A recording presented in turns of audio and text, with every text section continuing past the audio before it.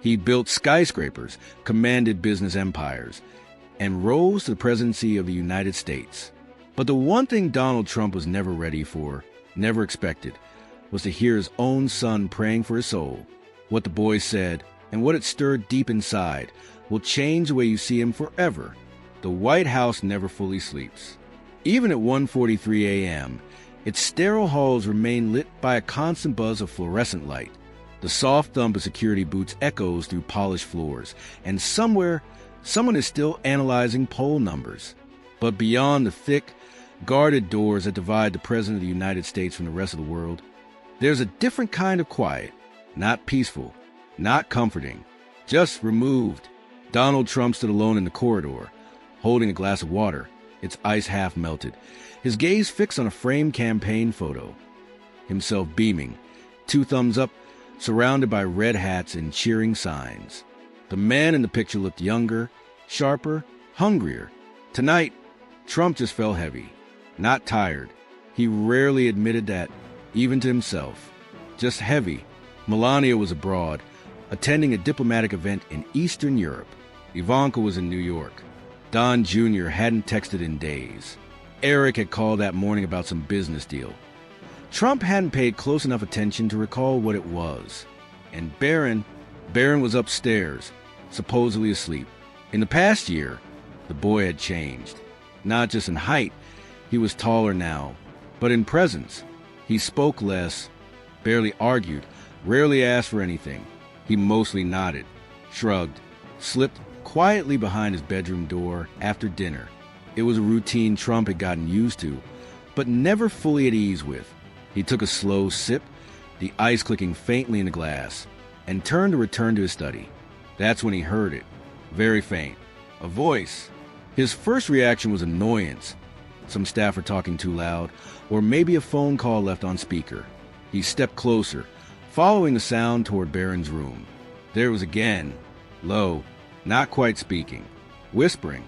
Then he realized it was Barron, not on the phone, not watching a video. He was praying. Trump's breath caught in his chest. He stood frozen outside the door, one hand resting on the cool brass handle. But he didn't turn it. He didn't knock. He just listened.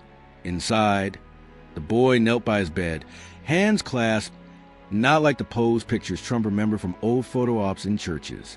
This wasn't for show. It wasn't polished. It was real, unfiltered, fragile. God, Barron whispered, I don't know if you hear me, but I think maybe you do. I think you still care about people, even when they stop caring back. Silence. Trump's knuckles tightened around the doorknob. I know I'm not supposed to ask for stuff just for me, so I won't, the boy continued. But I want to ask something for my dad. Another pause. Longer this time. He says he's strong, but I don't think he is. I think he's just tired of people not seeing the difference between who he has to be and who he really is. Trump stared at the wooden grain of the door, like it might dissolve under the weight of the words. Please help him feel loved. Help him know he doesn't have to win all the time, that it's okay to lose sometimes, that it's okay to be human. A deep, shaky breath. And if he's forgotten how to cry, could you remind him?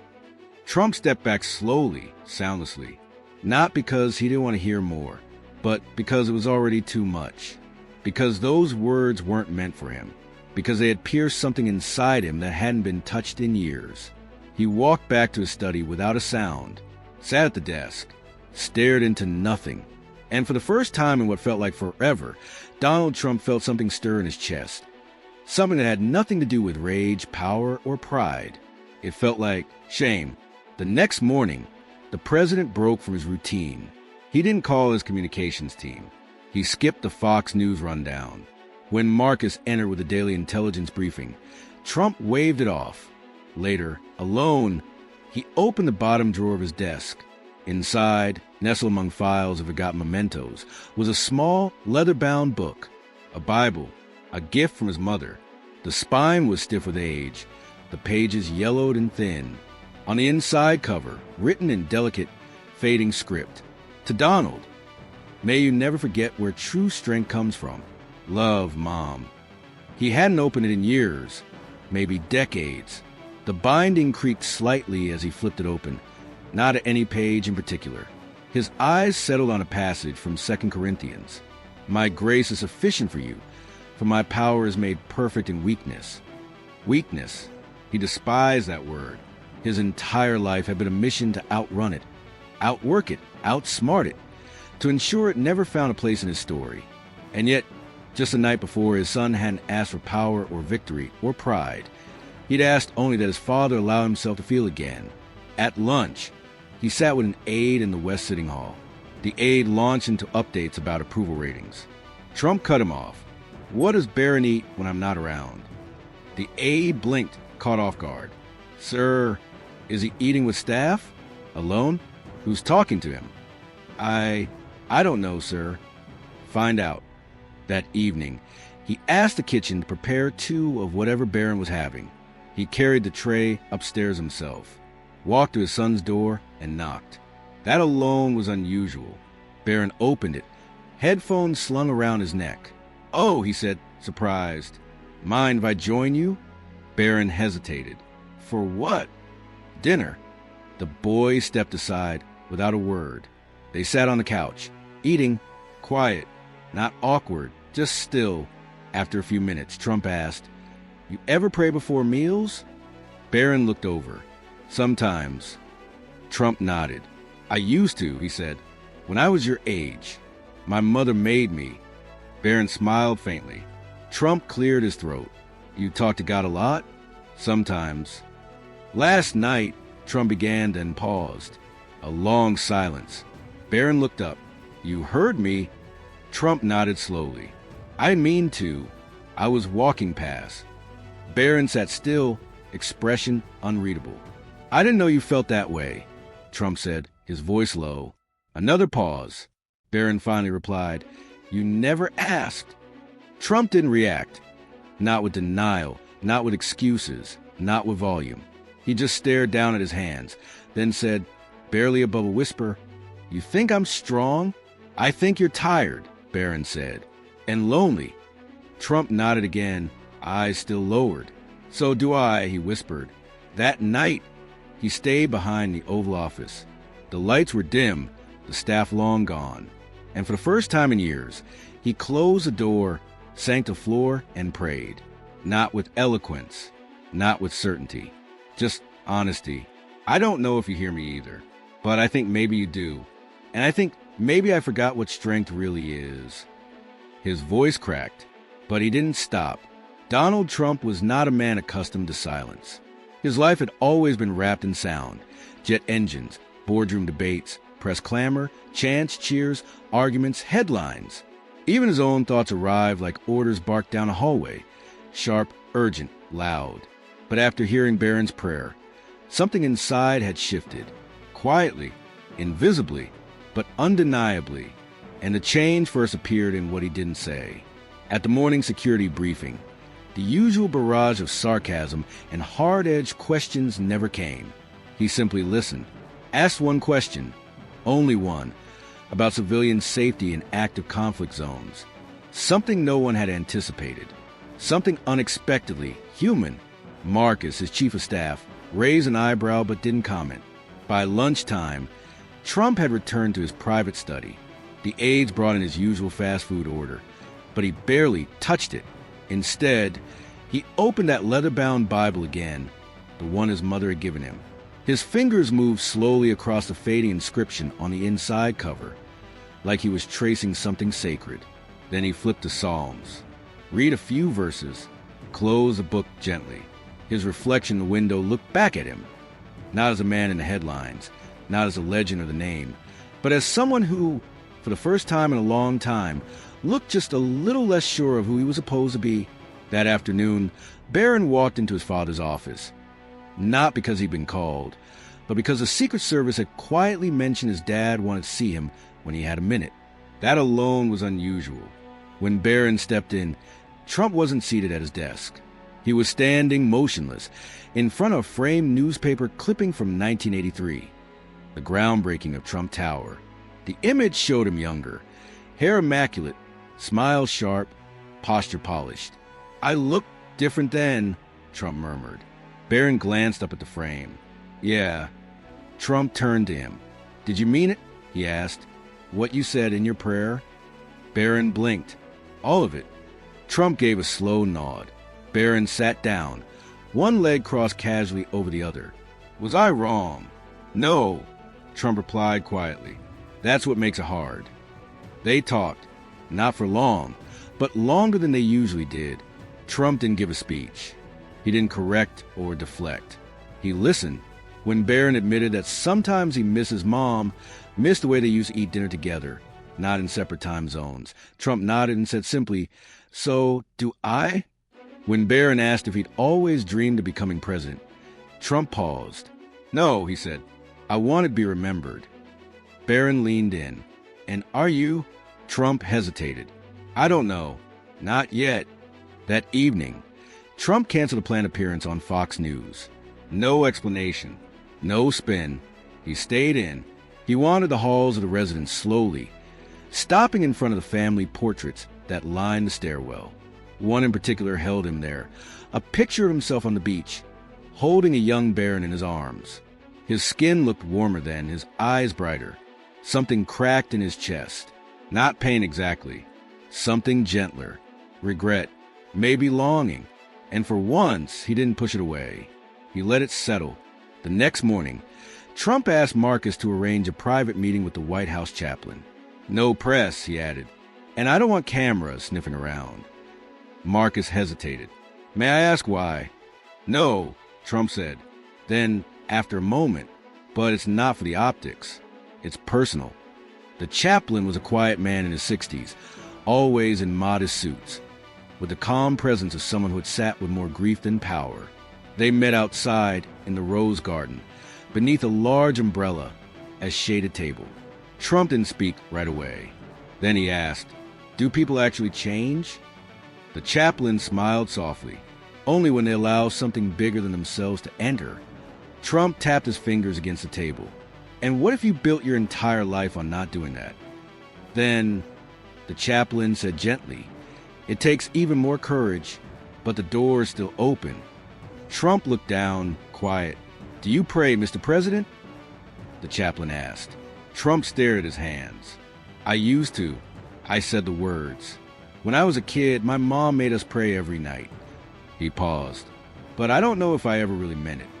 He swallowed. I did last night. Later that evening, alone in his room, Trump opened a drawer and pulled out a blank notepad. He picked up a pen and began writing. Slowly, deliberately, like every word mattered. It wasn't a speech. It wasn't a tweet. It was a letter to Barron. You see more than I realized. And you reminded me of something I've been afraid to admit. That strength isn't the same as volume. I'm not good at quiet things, but I want to try. Thank you for believing in someone who forgot how to listen. He folded the note, slipped it into an envelope. He didn't hand it to Barron directly. Instead, he left it quietly on his son's nightstand after the boy had fallen asleep. Just like a prayer, unseen but meant, Donald Trump hadn't planned to change. Not at first. Not even after overhearing his son pray for him through a closed door. But that moment it didn't fade. It clung to him like a whisper echoing down a hallway. Like a weight he didn't know he'd been carrying. Something inside was shifting. Not his policies. Not his image. Something deeper. His soul. And he didn't quite know what to do with it. The next day, he made a phone call he hadn't made in nearly 6 months. He called his sister, Mary Ann. The years had frayed their connection. Conversations had grown shorter, more guarded, almost performative. But something in him needed to hear a voice that remembered who he was before all this, before the power, before the headlines, before the noise. Just Donnie from Queens. She answered with surprise. Well, she said dryly, either the market's in free fall or you've finally grown tired of steak. I'm just checking in, Trump replied. Is that really so shocking? There was a pause.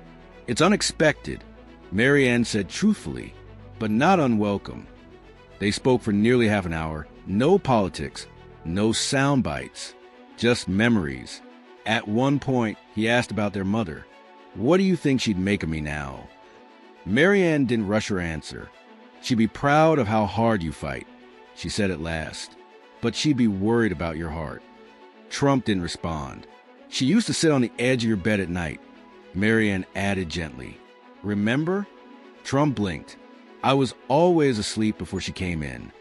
"No," Marianne said softly. "You only pretended to be." That evening, Trump found himself walking the garden path behind the White House alone. He stopped beneath a blooming magnolia tree, the petals catching the moonlight like stars that had fallen just a little closer. For reasons he couldn't fully explain, he whispered aloud, "Are you listening now?" He looked up into the dark sky, not expecting an answer, just hoping someone was listening. Back inside, Barron discovered the letter his father had left on the nightstand the night before. He read it once, then again. Quietly, he folded it and slipped it inside a book on his shelf. He didn't run to his father.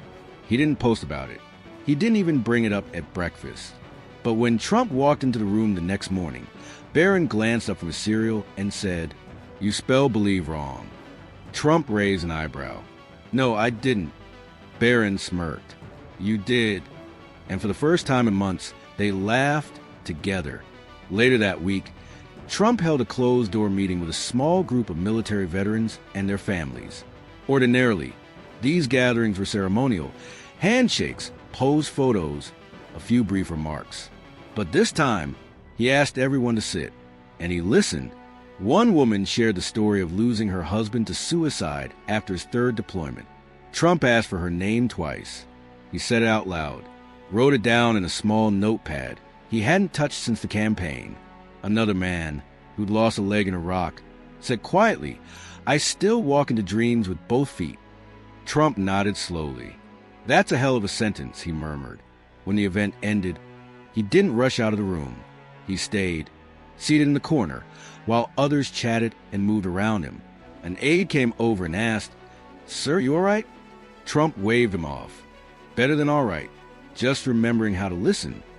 That night, he knocked gently on Barron's door again. The boy was reading.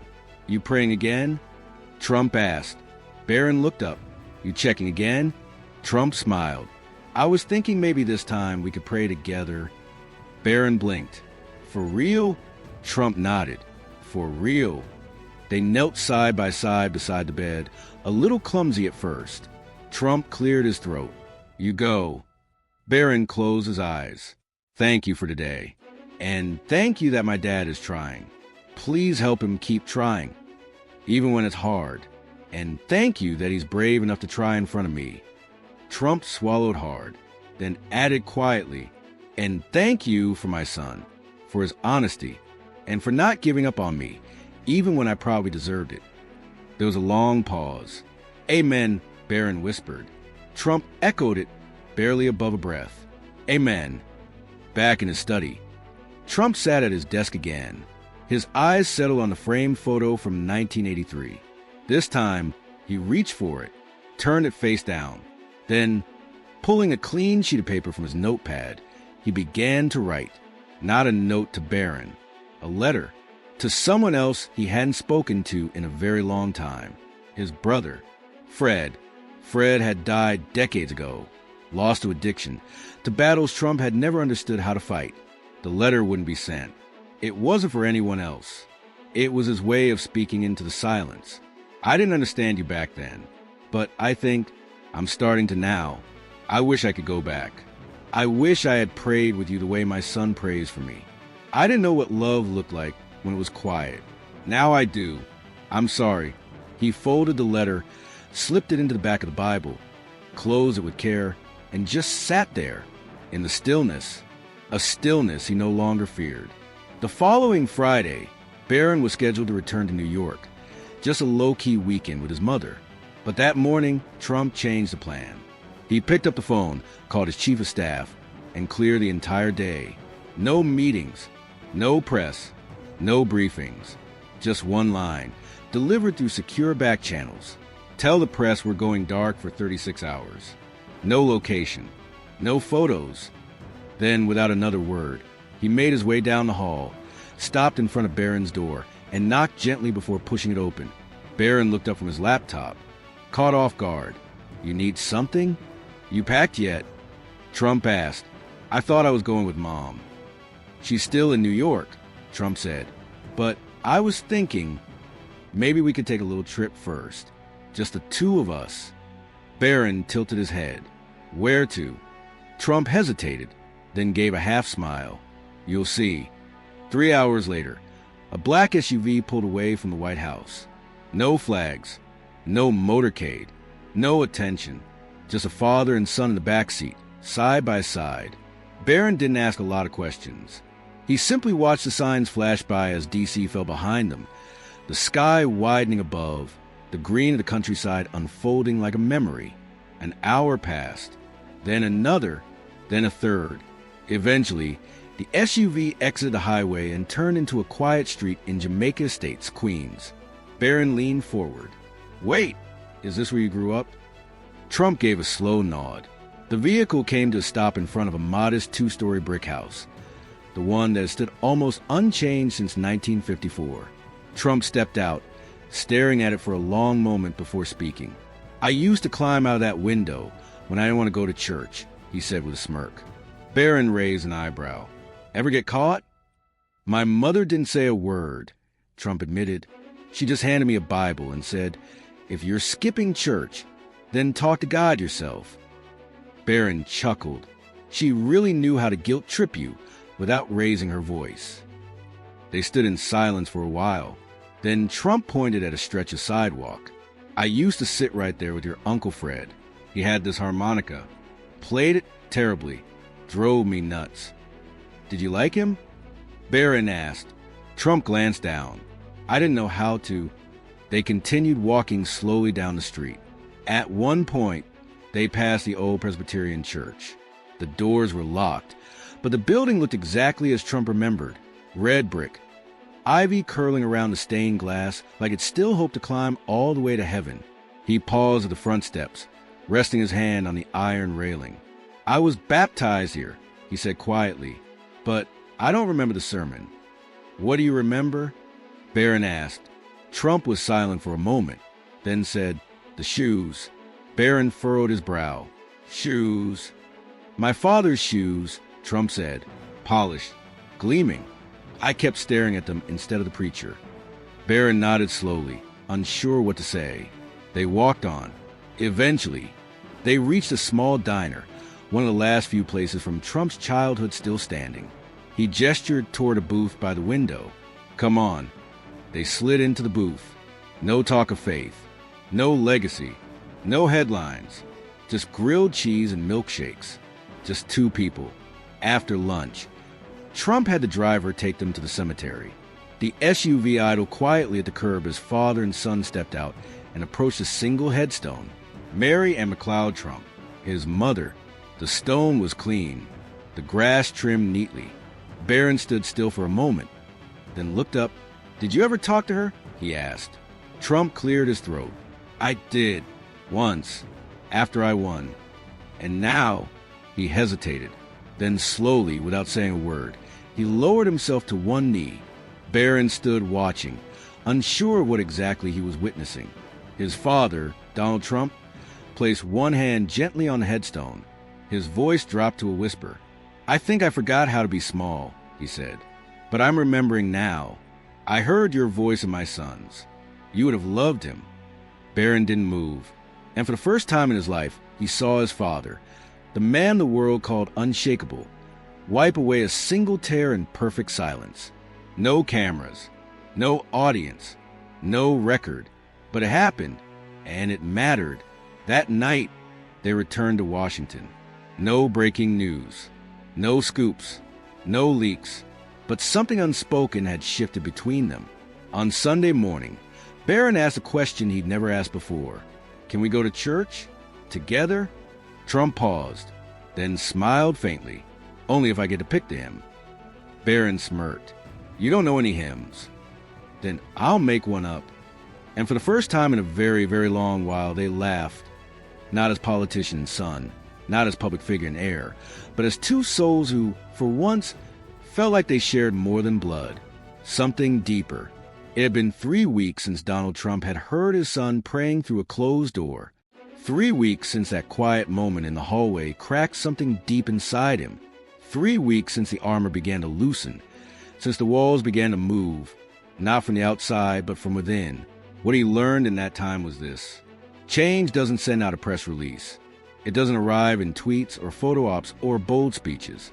It arrives in silence. And for the first time in his life, he welcomed it. On the morning of the National Day of Prayer, the White House buzzed with familiar chaos. Staff ran protocols. Aides polished statements. Security briefed reporters just outside the Rose Garden. But in the private residence, the President of the United States stood alone before a mirror. He straightened his tie, then paused, really looked at himself, and asked a question he hadn't dared to ask in years. "What do you believe in, Donald?" The reflection didn't respond, but a voice, faint, remembered, whispered from deep in his memory. "Help him see that even if the world only sees power, I still see a man who just wants peace."